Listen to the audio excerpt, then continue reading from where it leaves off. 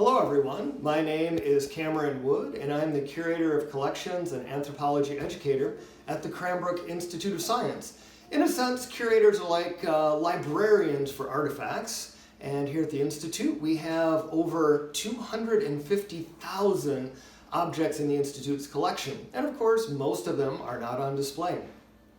And as we're at a bit of a quiet time at the Institute, I thought we might take a look at some artifacts that actually don't get to be displayed. And being a gentleman who was very interested in the history of arms and armor around the world, I couldn't help but start with this wonderful object right here, a Persian Shamshir sword from the 17th century. Now, this type of sword is incorrectly called a scimitar, but the correct pronunciation is Shamshir. This particular one is a very exceptional sword. You would have to get very, very close to see, and in a moment we'll give you a real good look, but it is made of a steel called Wootz steel, an old-fashioned way of producing a very high-quality steel first invented in India centuries ago. But what we'll do now is take a really close look at this sword, and I especially want you, if it shows up on the camera, to note a beautiful inscribed signature of the maker. This style of sword became popularized during the reign of King Abbas I, who ruled towards the end of the 17th and the beginning of the 18th century in what is now Iran, at the time known as Persia. If you look closely, you can see kind of a pattern to the blade, and that is the effects of what is called Wootz steel. Right, there we go. And that credits this sword to Asad Allah. Now, according to a legend, Asad Allah was a legendary swordsmith who made swords of exceptional quality, and this marks this as a blade of exceptional quality.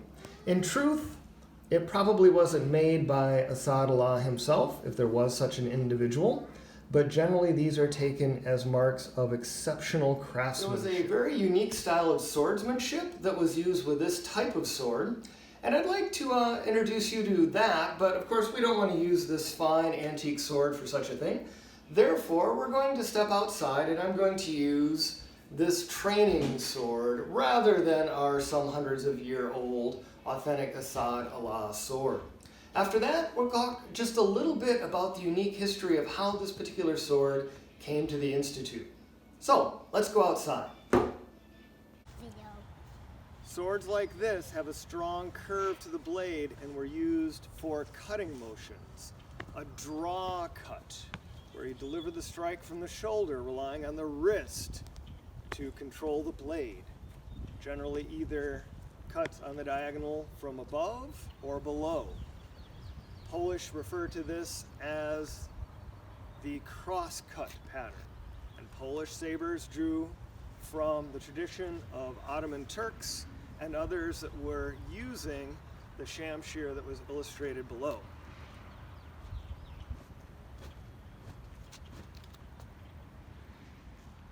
Amongst the Ottomans and other more Eastern cultures of the time, the shield remained in use longer than in the West. Shields changed the dynamic of how a swordsman worked, as it provides you cover, and it allows you to get in tight with your opponent, leading to more encouragement of very close-in so-called draw cuts. Very challenging exercise that used to be practiced to develop the close, tight-in draw cut was to place one's knee against something like a tree and practice being able to do the cuts this close to your target.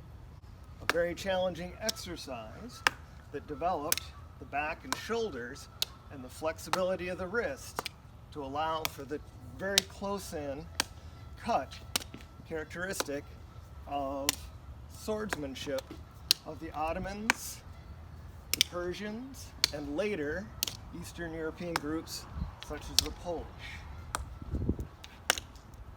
Oftentimes, the story of how an artifact came to our possession is just as interesting as the artifact itself, and that's certainly true in the case of this sword.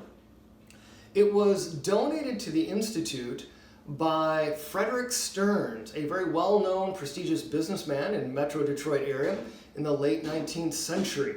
He donated a great many objects to what is now the Detroit Institute of Arts, and eventually some of those were in turn given to the Cranbrook Institute of Science, including this exceptional sword.